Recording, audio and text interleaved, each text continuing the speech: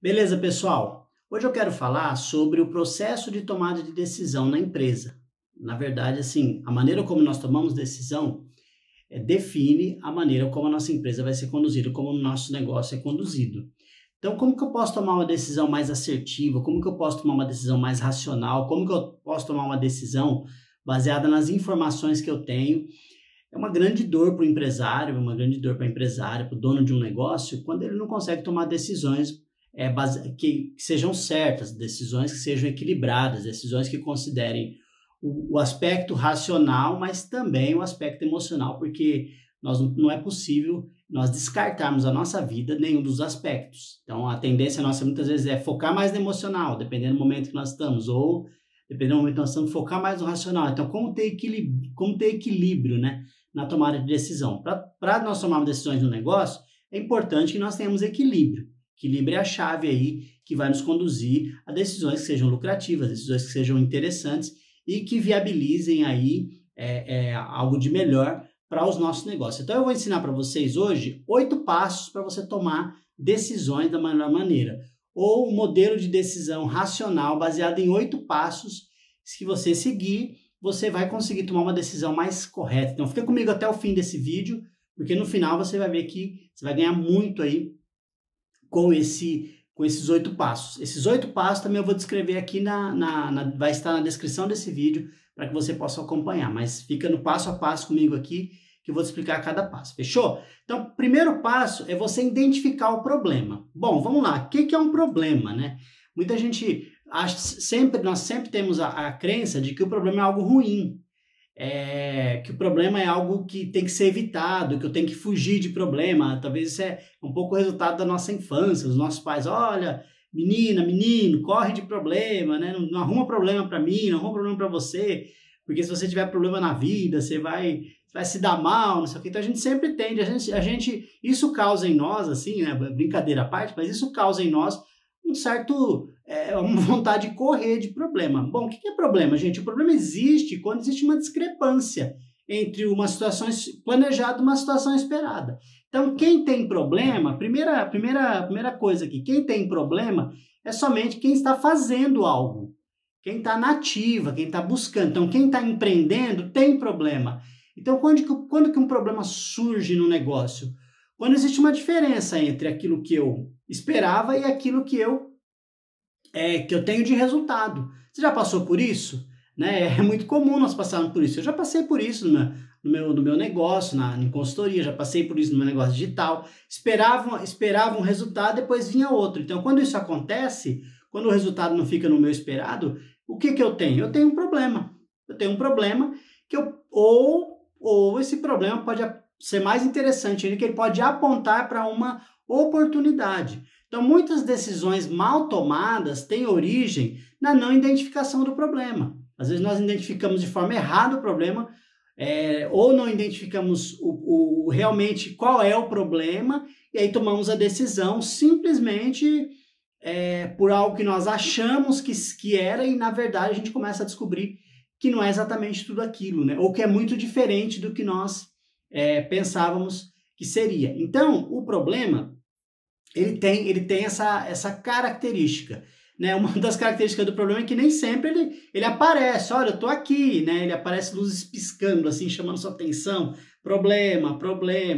Muitas vezes ele está meio que oculto no contexto do seu negócio. Então, o que cabe a nós? Cabe a nós pensarmos na questão de transformar esse problema, essa diferença, né, esse gap, essa diferença entre o esperado e o planejado, e de repente buscar no meio desse problema uma oportunidade.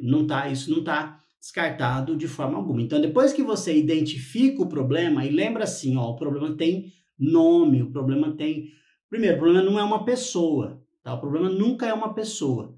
Então, você fala assim, tem uma pessoa, você já passou por isso, né? Tem uma pessoa na empresa que aquela pessoa é um problema. O problema nunca é a pessoa, né? O problema pode ser o processo ao qual aquela pessoa está sujeita. O problema pode ser a forma como aquela pessoa foi colocada. Muitas vezes as pessoas são colocadas nas empresas meio que na pressa, sem treinamento, sem capacitação. Ou você tem a pessoa no lugar errado.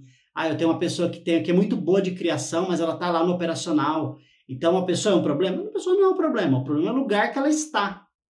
Então, a gente precisa ter essa sabedoria, essa inteligência de gestão para sacar onde é que realmente está o problema. Então, se eu tenho uma pessoa que tem um determinado perfil fazendo algo que não tem nada a ver com o perfil dela, eu vou ter um problema. Estou dando só um exemplo, né? Estou dando só um exemplo aí para você. Então, primeiro passo, passo 1, guarda aí. Entenda qual é o seu problema. Identifique seu problema ou a oportunidade que está diante dos seus olhos. Passo 2, identificou? Sabe qual é? Faça um diagnóstico. Faça um diagnóstico. O diagnóstico é a análise de dados e a descoberta de causas. Por que esse problema existe? Por que você está apontando este problema? Por que você está trazendo? Por que isso está aparecendo para você? Então, quais são as causas desse problema? Então, comece a identificar, comece a analisar as causas desse problema. Vamos fazer assim, eu vou dar um exemplo, né? Que acredito que facilite para nós. Então, vamos lá. Vamos supor que o seu José é um trabalhador aí, trabalhou muitos anos da vida dele numa empresa, 25, 30 anos na empresa, aí se aposentou e fala assim, bom, vou começar um negócio próprio agora com a minha família, né? Vou trabalhar eu e minha esposa, de vez em quando meus filhos vão me ajudar aqui, eu vou abrir um hot dog, eu vou abrir um carrinho de hot dog, e eu vou chamar do carrinho de hot dog do Zé, pronto. Então, hot dog do Zé, o melhor hot dog do seu bairro. Então, vamos supor que o Zé, ele identifica um problema, né? Identifica que um dos problemas que ele identifica é que não está sobrando dinheiro no final do mês. Ele vende o hot dog dele a R$10 e não está sobrando dinheiro no final do mês. Ou o dinheiro que está sobrando é insuficiente. Então, o Zé identificou um problema, que é uma discrepância. O Zé esperava ter esse carrinho de hot dog justamente para que ele pudesse ter dinheiro. E não está acontecendo. Então, o Zé está vendo um desequilíbrio aí, né? Uma diferença entre o que ele esperava e o que está acontecendo na empresa dele. Bom, aí o Zé identificou o problema. O problema é falta de dinheiro. Aí ele começa a investigar algumas causas. Então ele senta com a esposa e fala assim, por que será que não está sobrando dinheiro? Ela fala assim, bom, vamos olhar as contas de casa, como é que elas estão, né? As contas de casa estão equilibradas, nós estamos gastando demais em algum ponto, gastando muito dinheiro onde não devia, etc. E aí ela fala, não, realmente não estamos, tá tudo bem equilibradinho, certinho, né? Eu sou econômico quando vou no mercado, a conta de luz é boa, é parecida com a dos vizinhos aí, com o mesmo perfil de família, etc. Então ele descobre, resumindo, ele descobre que não é na casa dele o problema. Ou seja, não está gastando muito além. Então, está faltando dinheiro realmente, não é porque está gastando muito, porque realmente não está entrando dinheiro suficiente. Então, ele descobriu que não é uma causa, né? O que não é uma causa. Aí o Zé pensa assim, bom, uma outra causa, será que são os insumos, as matérias-primas que eu utilizo no meu carrinho de hot dog? O hot dog do Zé é um insumo muito caro. E ele vai investigar essa segunda causa. Ele fala assim, não é isso aqui também, porque olha, os insumos que eu uso são insumos de qualidade. E se eu comprar um insumo inferior a esse aqui, meu cliente não vai gostar do meu hot dog, eu posso ter problema com o meu cliente, eu não quero ter problema com o meu cliente, eu quero continuar atendendo o meu cliente, então não é. E aí o Zé vai para uma terceira opção. A terceira opção que ele investiga eu vendo muito, eu acho que eu estou vendendo muito pouco, eu vendo aí 200 hot dogs por mês, né, ou por semana, vendo 200 hot dogs por semana, 800 por mês. Se eu vendesse, sei lá, 200, 300 a mais, se eu vendesse aí 1.200, por exemplo, seria bem legal. Então, tem duas formas de eu aumentar a minha venda, o valor da minha venda. Ou eu aumento o preço do meu hot dog, ou eu vendo mais em quantidade, né? Vendo mais em volume. Então, o Zé foi investigar, foi ver possíveis causas. Então, depois que ele identificou o problema, ele foi pensar em causas. Então, o que ele não descobriu? Que o problema não é que ele gasta muito dinheiro na casa dele, que o problema não são os insumos, que ele não pode mudar. Então, vamos supor que ele venda por R$10 o hot dog e gaste 6 para produzir. Então, ele tem um lucro de 4, ele entende que é um valor bom. E ele não quer mexer e ele não quer também aumentar o preço. Porque se ele aumentar o preço, ali do lado tem o pastel do Chico, que vende 2 pastéis por 10. E aí o Zé pode perder a concorrência aí pro pastel do Chico. Então, o que o Zé fala? Bom, a solução que eu tenho é vender, é expandir o meu negócio para outro lugar. Então, ele chega nessa possível solução aí, nessa possível causa, né? Então, essa possível causa. Eu vendo pouco. Essa é a causa do problema. Então você viu como o mesmo problema pode ter várias vertentes? Pode ter várias, e o Zé descobre qual é a causa de verdade. Então ele não fica acusando, não fica debatendo, senta, joga todas as causas na mesa e fala, bom, quais são as causas possíveis desse problema? Vê um, descarta, vê a segunda, descarta, vê a outra, descarta, e ele chega naquele, entende que realmente que ele vende pouco. Ele vende pouco em quantidade, ele precisa vender mais. Então o que o Zé fez? Ele fez um diagnóstico, nada mais do que isso. Ele fez um diagnóstico racional do seu problema. Beleza. Bom, depois você faz um diagnóstico, e é importante a gente ter um diagnóstico correto, aí vem para o terceiro passo, que é a geração de possíveis alternativas. Então, quais são as alternativas que ele pode fazer, que ele pode pensar, para enfrentar o problema de que ele vende pouco hot dog? Então, existem algumas alternativas aí que podem ser úteis para ele. Então, ele pode criar formas de enfrentar o problema ou de aproveitar essa oportunidade. Então, ele está diante de uma oportunidade ou de um problema, mas que pode surgir como uma oportunidade, que é a seguinte, eu vendo pouco, eu preciso vender mais. Eu vendo pouco, eu preciso vender mais. E aí o Zé vai pensar em algumas possibilidades de mudar isso aí. Quais são as possibilidades que ele tem? Bom, ele olha para o bairro do lado dele. Vamos supor que o Zé tem o carrinho de hot dog dele no bairro Jardim das Hortênsias. Eu estou inventando, tá, a história. Jardim das Hortênsias. Que tem uma população que ele já atingiu, e é pouco, né, porque ele tá para aquilo que ele quer vender mais. E aí tem um bairro do lado que é grandão, chama Jardim das Colinas, é um bairro maior que o dele. E o Zé fala, nossa, podia vender cachorro-quente nesse bairro. O que ele está fazendo? Ele tá gerando alternativas, ele está pensando em alternativas viáveis. Então ele fala, bom, então eu posso vender no outro bairro. Então, terceiro passo ele cumpriu, gerou possíveis alternativas. Aí ele vai para o quarto passo. Quando você tem uma alternativa, você vai então pensar em critérios para tomar decisão.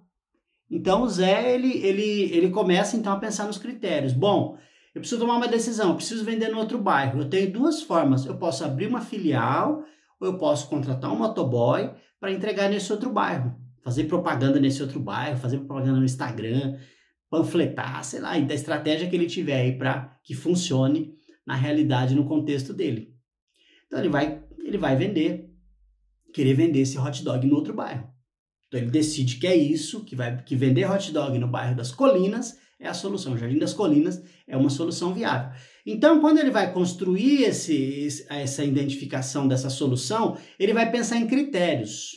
Então, quais são os critérios que ele vai usar para decidir se essa é a melhor possibilidade ou não?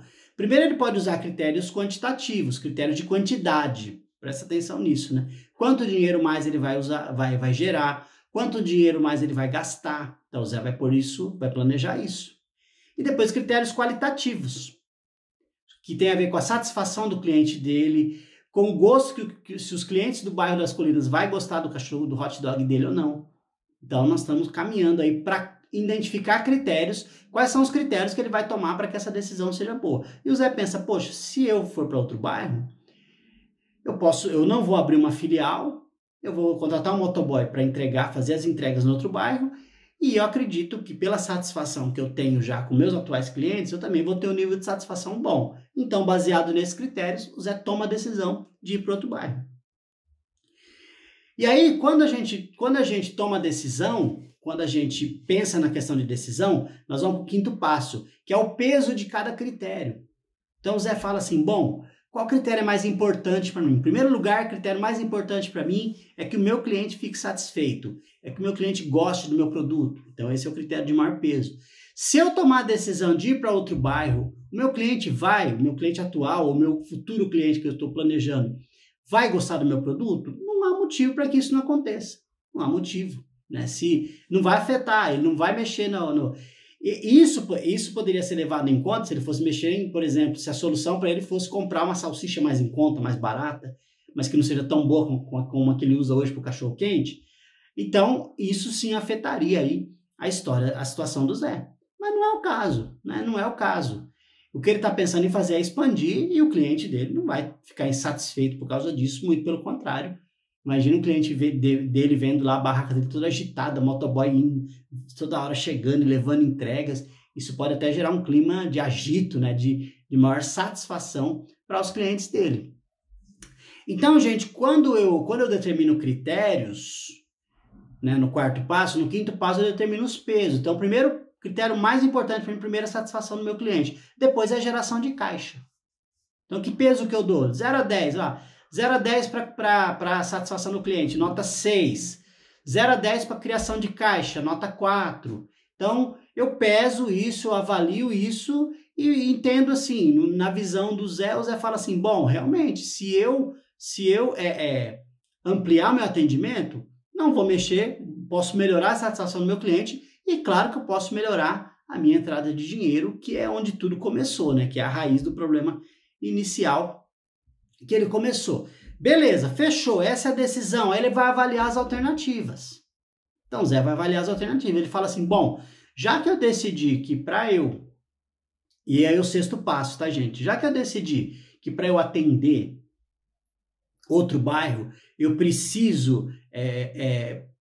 desculpa, para eu vender mais, eu preciso atender em outro bairro, quais são as alternativas que eu tenho para atender em outro bairro? Primeira alternativa, ele pensa, bom, eu posso montar uma filial. Segunda alternativa, ele pensa, não, eu posso arrumar um motoboy, como eu já falei. Ele pode arrumar um motoboy. Então, vamos lá. Então, ele coloca essas duas. E ele vê as vantagens e as desvantagens das duas. Então, vamos lá. Vantagem dele abrir uma filial. Bom, ele vai ter mais um ponto de venda. Ele vai ficar mais conhecido naquele outro bairro. Essa é uma vantagem, né? Ele vai ampliar o negócio dele para outro local. Desvantagem disso acontecer. Ele pode ter que fazer um investimento. E se ele está com poucos recursos agora... Talvez isso pode ser um plano futuro, mas nesse momento, será que é o mais viável? Então, será que se eu contratar um motoboy, eu não vou atender, por exemplo, né? Então, quais são as desvantagens de abrir uma filial? Investimento, ele vai ter que ter um Zé lá, né? Alguém como ele, alguém com conhecimento dele, alguém que faça um cachorro-quente como ele faz. Isso nem sempre é fácil. Então, o que é isso? Ele está avaliando as desvantagens. Ter uma pessoa treinada tão rápido assim, né? Isso... Se ele pensar numa filial, pode demorar mais o plano dele. Então, também, isso pode ser uma desvantagem. Então, essa é a primeira opção. Segunda opção, motoboy. Vantagens. Vantagem é que ele fica no mesmo local, ele mesmo vai continuar produzindo, né? Ele vai garantir a qualidade do produto dele, porque é o produto que ele faz, que o atual cliente já gosta. E a desvantagem? Desvantagem, vai ter que contratar um motoboy, que não está previsto no orçamento, vai ter que planejar isso financeiramente. Uma possível desvantagem é se a demanda no outro bairro for muito grande, ele pode não dar conta, então ele de repente vai ter que se preparar para em algum momento ter mais uma pessoa para auxiliá-lo. Então todos os pontos aqui, gente, todo esse tipo de análise, eu avalio de forma crítica cada alternativa. Eu avalio de forma crítica e racional. Eu projeto no futuro, não é muito fácil fazer isso, mas eu tento isso. Projeto no futuro e penso quais são as vantagens, quais são as desvantagens de cada opção. Isso é um modelo racional de tomada de decisão. Projeto no futuro e penso, bom, lembra de uma coisa, dizer sim para algo é dizer não para outro. Então, eu não consigo ter só as vantagens aqui de abrir a filial e só as vantagens de não abrir a filial? Não consigo. Uma coisa exclui a outra. São excludentes, né? Não tem o que fazer. Não há o que fazer aí sobre esse aspecto. Então, é importante que a gente analise cada alternativa no longo prazo e considere muito mais do que eu falei, muito mais possibilidades, muito mais, pelo menos 3, 4 vantagens e desvantagens. Então, o processo de construção de decisão passa por essa questão de você avaliar as alternativas.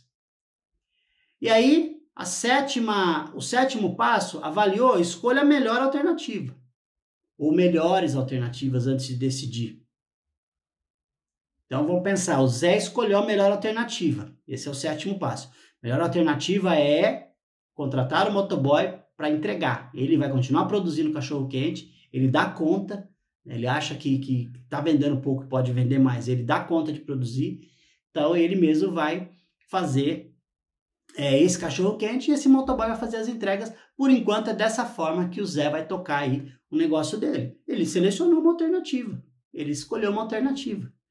Então, as alternativas você escolhe de acordo com o critério estabelecido. Né? Lembra dos critérios? Satisfação do cliente e fluxo de caixa. Essa alternativa atende? O cliente vai ficar satisfeito? Boa. Vai gerar dinheiro? Boa. Fechou. É essa. A alternativa sempre em função dos critérios. Sempre. E pense nessa questão dos critérios, separa curto, médio e longo prazo. E aí, fez isso, nós vamos para a última etapa do processo de decisão, que é o famoso plano de ação. O que é um plano de ação, gente? O que é um plano de ação? Um plano de ação é um método que vai me dizer exatamente o que eu tenho que fazer para que aconteça. Então, no plano de ação, o que vai conter? O que vai conter? Eu vou ter lá ação. Então, qual que é a ação? Vender cachorro-quente no bairro das Colinas, no exemplo do Zé. Volto para o exemplo do Zé aí. Vender cachorro-quente no bairro lá das Colinas. Essa é a ação. É a ação que eu tenho que fazer. Bom, para que essa ação se torne uma realidade, quais são os passos que eu preciso seguir? Então, o plano de ação fala desses passos. Então, primeira coisa, o plano de ação vai ter uma meta. Estou no 8º e último passo aqui. O plano de ação vai ter uma meta. Essa meta precisa ser específica. Quantos cachorro-quentes a mais eu quero vender no bairro Colina? Eu vendo hoje 800 mil por mês. Eu quero vender, sei lá, no primeiro momento 200. Depois eu quero vender 250. Depois eu quero vender, sei lá, 300. Aí eu vou aumentando, eu vou redimensionando. Então o plano de ação também ele olha para frente, né? Primeiro mês, segundo mês, terceiro mês e aí vai, né? Então, primeira coisa, a meta tem que ser específica. Eu quero isso. A minha meta é isso. Eu vou trabalhar por isso. E escreve a meta. Segunda meta tem que ser mensurável. Eu tenho que medir em quantidade. Eu não adianta falar assim, eu quero vender mais.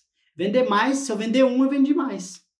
Se eu vender, eu quero lucrar mais. Se eu lucrar 10, eu lucrei mais. Então, eu quero vender mais cachorro-quente no bairro. Quantos mais? Eu trabalho por um número. Eu tenho uma meta, eu tenho um objetivo, eu tenho um direcionamento. Terceiro, as metas têm que ser resultado de um acordo com quem trabalha com você. Um acordo consigo mesmo e um acordo com as pessoas que trabalham com você. Então, o Zé, eu falei, ele trabalha com a esposa. Então, eles, como sócios, têm que sentar, chegar num acordo, num consenso. Por quê? Porque ambos vão trabalhar por essa meta. Então, a meta ela tem que ser consensual, tem que haver um acordo. 4, a meta tem que ser realista. O que é uma meta realista? Né? Não adianta falar assim, eu vou vender 2.000 cachorro-quente no primeiro mês. Não vou vender. Eu vendo 800. Então, se eu vender mais 200, depois mais 300, já vai melhorando o meu negócio. Já vou crescendo, já vou aumentando. Então, não é assim, né? Vou vender, sei lá, 5.000. Não. Meta realista. Ousada, mas realista. Colocar 50 é fácil. 50 ele vende no bairro dele a mais, dependendo se ele fizer uma boa divulgação, de repente alguma promoção. Ele vende no bairro dele. Então, uma meta que seja ousada, mas ao mesmo tempo realista. E quinta característica da meta, ela tem que ser dimensionada no tempo. Então, primeiro, eu vou começar dia 1º de maio a vender no outro bairro. Então, no mês de maio eu quero vender 200 a mais. No mês de junho, 250. No mês de julho, 300. No mês de agosto, 500. Eu vou dimensionando essa meta no tempo. Eu espalho no tempo, até para que eu possa fazer uma previsão de entrada e saída de dinheiro nesse período, de necessidade de recurso financeiro que eu possa ter para que eu alcance esses objetivos. Então, o planejamento ele tem uma meta, que tem que ser específica, dizer o que você vai fazer exatamente. Eu tenho que conseguir medir, tem que ser mensurável, né? Tem que medir essa meta. Eu quero X a mais, quero um número.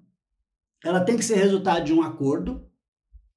Se há alguém com você, que trabalha com você, se você não está sozinho na empresa, a sua meta tem que ser resultado de um acordo. E ela tem que ser realista, ousada, porém realista, e dimensionada no tempo. Beleza. E aí no plano de ação tem a meta. E além da meta, tem os quês, os comos, os porquês. Então você vai responder algumas perguntas. Primeiro, o que será feito? Então, o que será feito? Zé, eu vou vender cachorro-quente no bairro das Colinas. Segundo, quem? Quem é o responsável? Eu sou o responsável. Eu, Zé, sou o responsável por isso. Eu e a minha esposa, nós trabalhamos juntos, nós somos sócios. Então, nós somos responsáveis por isso. Então, o Zé e a Dalva, o nome para a esposa agora vai ser Dalva. Zé e Dalva. É o casal que trabalha junto vendendo cachorro-quente. o hot dog do Zé. Sucesso no bairro, né? Vai ser sucesso em outro bairro agora. Então, o que será feito? Eu vou vender mais. Vou vender lá no bairro das Colinas. Quem vai fazer? Eu e a Dalva. Nós somos sócios, a Dalva e o Zé. Quando? Nós vamos começar dia 1º de maio. Tempo, determina. Existe um conceito na psicologia que fala sobre a intenção de implementação. Quando você quer realmente implementar alguma coisa, seja um hábito, seja algo novo no seu negócio, você tem que mostrar a intenção de querer fazer. E uma das formas de você mostrar a intenção é você escrever. Você escrever quando, onde, o que você vai fazer. Entendeu? Foi feito, ó, só para você ter uma ideia, foi feito realizado um estudo científico com 248 pessoas na Inglaterra em 2001. E a intenção do estudo era que essas pessoas começassem a praticar atividade física. Então, esses 248 pessoas foram divididos em 3 grupos. Um primeiro grupo tinha que marcar o dia que eles faziam atividade. O segundo grupo tinha que marcar o dia que iam fazer atividade e tinham que assistir vídeos motivacionais sobre saúde, sobre questão do coração, sobre o benefício da atividade física para o coração, etc. Vídeo motivacional. E o terceiro grupo tinha que marcar hora, local e onde iam fazer atividade física. Passou um tempo, resultado. Grupo 1, 35% das pessoas começaram a realizar atividade física. Quem é esse grupo 1? Foi aquele grupo que só ia marcar quando fizesse. Grupo 2, quem é o grupo 2? Ia marcar quando fizesse e assistir o vídeo motivacional. 35% das pessoas começaram a fazer atividade física. Grupo 3, quem era o grupo 3? Aquele que marcou com intenção. Eu vou fazer tal dia, tal hora, em tal local. Sabe quanto? 91%. Então esse é o poder do intencional, da intenção de você implementar algo. Então, quando será realizado? Quando? Então, ó, o que vai ser feito? Vou vender mais. Quem vai fazer? Eu vou fazer, eu e a Dalva, os sócios do Cachorro Quente. Quando vai ser realizado? A partir do dia 1º de maio nós começamos. Onde vai ser realizado? No bairro das Colinas. É o bairro onde nós vamos começar a trabalhar. Por que será realizado? Porque eu vendo pouco. Meu produto é bom. Eu quero vender mais. Esse é o porquê. E como será realizado? Aí o como são os passos. Então, como? Eu vou contratar um motoboy, eu vou treinar essa pessoa, eu vou procurar uma assessoria para me ajudar na divulgação, através do Instagram, através de propaganda, através de comunicação. Então, eu vou investir em comunicação, eu vou comunicar lá para as pessoas do bairro da Colina o valor da minha oferta, o que eu ofereço, a qualidade do meu cachorro quente, eu vou fazer depoimento de cliente, pôr no Instagram, enfim, é o como. E o último é quanto custa. Quanto vai custar isso? Motoboy, X por mês, mais as entregas. A comunicação, tanto. O aumento de vendas, quanto que vai representar em termos de custo para mim também. E de igual forma, a questão da previsão da receita. Então, gente, um plano de ação é algo escrito com dois elementos. Metas e o que, como, quanto, onde, quando, quanto custa, faz parte do plano de ação. Isso é chamado de 5, tem um nome aí na administração, chama de 5W2H, né? Que é no inglês, mas é o que, quem, quando, onde, porquê, como e quanto custa. Isso é um plano de ação. Responder essas perguntas. Isso tem a ver com a intenção de implementar.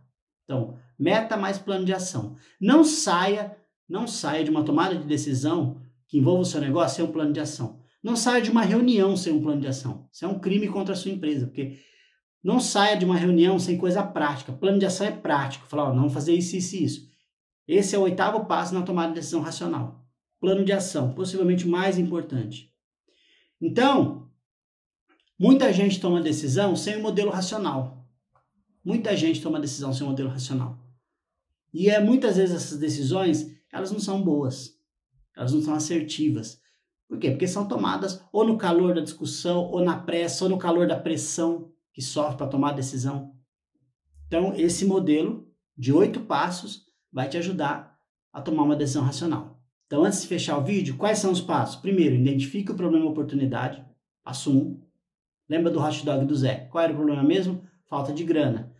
Tá passando por isso na empresa? Tem muita empresa passando por isso. Muita. Segundo, vai no diagnóstico. Investigue as causas. Por que não tem grana? Veja quais são as possibilidades. O Zé descobriu que não tinha grana porque ele vendia pouco. A quantidade que vendia era pouco. O bairro dele era pequeno, precisava expandir. Terceiro, gere alternativas. Gere alternativas. O Zé gerou alternativas de soluções. Gerou alternativa, encontrou a solução, identifique critérios para tomar a decisão qual a melhor solução. Então o Zé estabeleceu 2, satisfação do cliente e entrada de dinheiro. Quando você estabelece critérios, você vai para o 5º passo, que é determinar o peso dos critérios. Qual critério tem mais peso? O Zé entendeu que é a satisfação do cliente. Sexto, avalie as alternativas.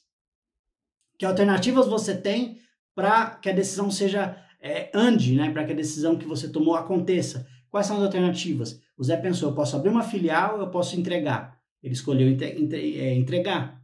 Então, que já é o 7º passo. Selecionar a melhor alternativa. No caso dele, entregar. Tem um motoboy para entregar. E o último, plano de ação.